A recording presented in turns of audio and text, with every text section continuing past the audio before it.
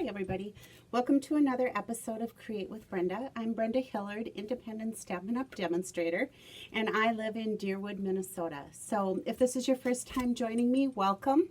I'm happy you're here. If you've watched my previous episodes, welcome back. I'm glad you're back.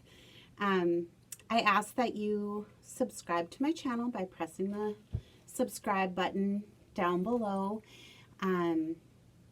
I love having new subscribers. I love having suggestions about what you might like to see. So don't be afraid to comment and let me know if there's some product or some technique I'm willing to try about anything. And if I can do it, I will be happy to demonstrate it. So it's the start of a new month. It's really exciting for me here at Create with Brenda.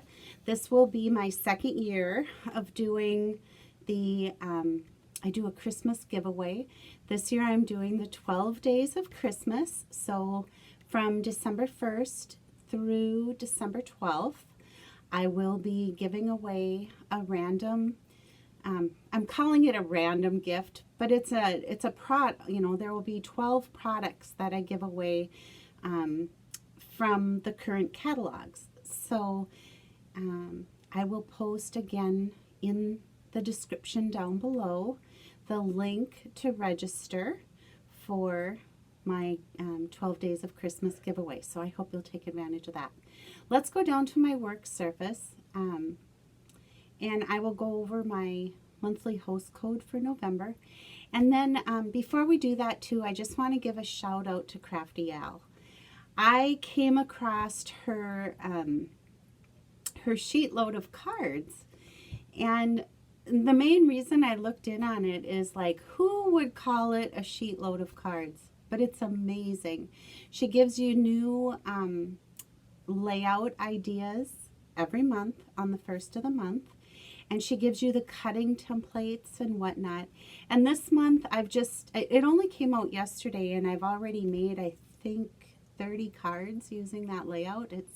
It's really fun and really easy, and I'm going to share my creations using that layout with you today. So let's go down to my work surface. Okay, so here's the November host code. This month I will be with a $50 minimum product purchase. You will receive the exclusive photopolymer host set called A Merry Hello. It's a really, really fun, really cute stamp set. And the one thing I want to point out on here, 2020 has been a really tough year for all of us, right? And check this out. There is a year 2020 on here, and I can see some really creative, unique kind of keepsakes that people will be sending out, or maybe even some spoofs on it. I don't know. The stockings are really cute. There's like the cable knit, and then there's the long stocking, different toppers, some good little sentiments with great fonts.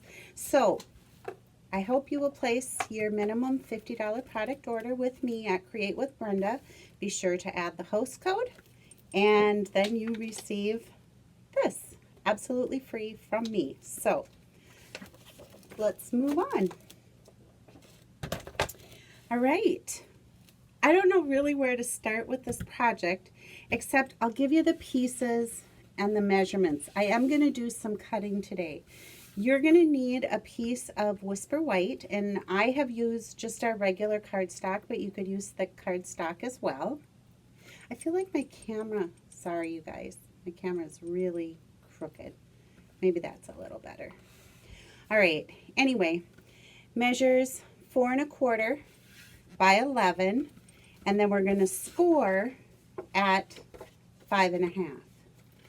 All right, bring in our bone folder, give it a good crease, and that's going to be our card base. We'll set that aside. Next, we're going to need a piece of real red cardstock, and this measures 3 1/4 by 4 1/2.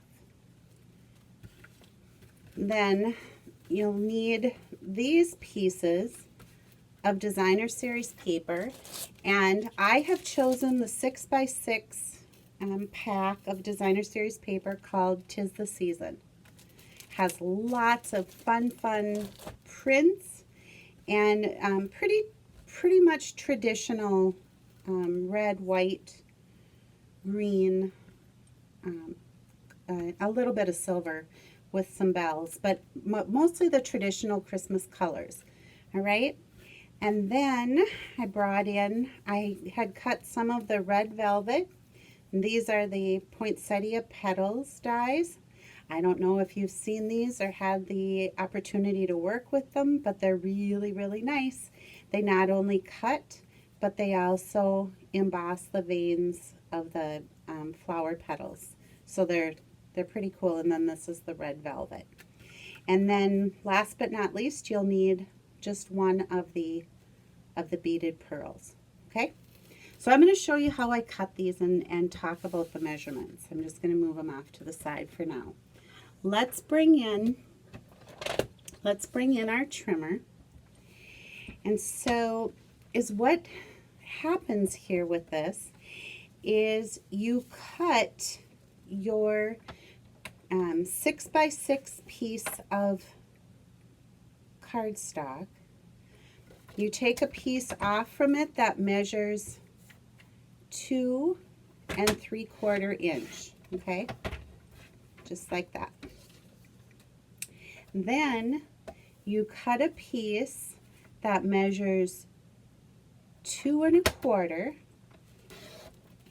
and then we're going to split that, so that will be 1 1/8. So you end up with these two pieces. Then we're going to bring in that remnant, and we're going to cut that at 3 1/2 inches. So out of a 6x6 sheet, this is your waist. It's really, really cool. And then this one we're going to split. Being it was 3 1/2, we're going to cut it in half. So that's 1 3/4. So we get these two pieces. Okay. So do you see how that's coming together? All right. So then the next thing is you cut this piece at 3 inches, and you have that scrap. And then we're going to cut this at 1 3/8. And you guys, my customers that I've sold trimmers to, they're just like, oh, measuring is so bad for me.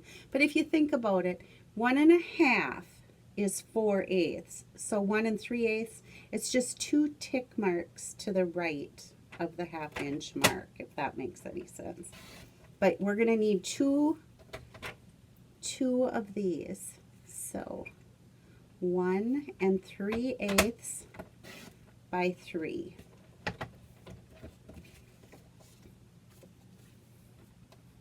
So let me tell you, out of 2 sheets of 6x6 paper, you have enough paper to cut 4 pieces of DS, or 4 cards, the DSP for 4 cards, okay? So there's the cutting for that.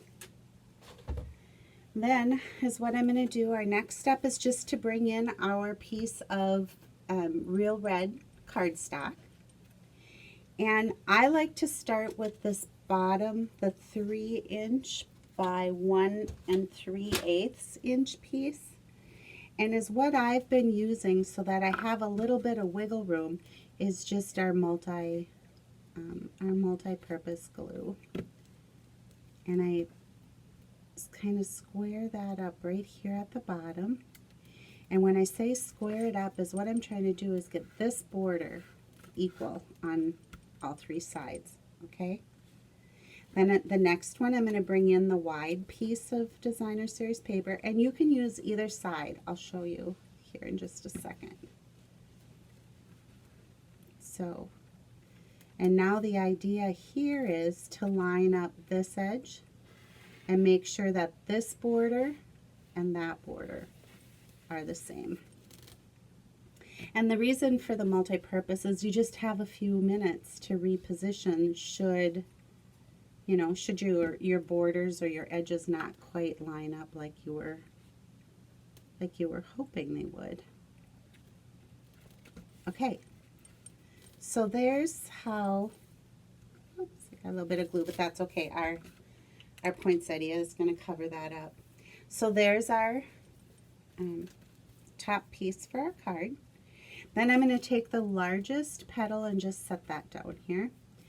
Take the middle petal and I'm going to add a glue dot to the back of the medium petal. I'm going to offset these like I did in I have another video out there that shows kind of a nice little technique with these petals and using the Stretch and Seal by Kling. So you might want to check that video out. But now I've got the 3 petals layered together, and I like to just kind of give them a soft little push up, adding some dimension to our flower. And then on these beaded pearls, as I've said before in videos, I like adding a glue dot under each one of the pearls, giving it some good staying power. All right, and then to attach this to our little card front here, I'm just going to add a dimensional on the back of the poinsettia, and then I'm going to add that to the front of our card. And I did have a couple leaves here. Here we go. And what I did with these is I just added a glue dot to the very tip of the leaf, and then I tucked it up underneath our poinsettia. I'm going to pull it down just a little bit to try to cover up a little bit more of that real red corner. And then I'm going to bring our card base back in.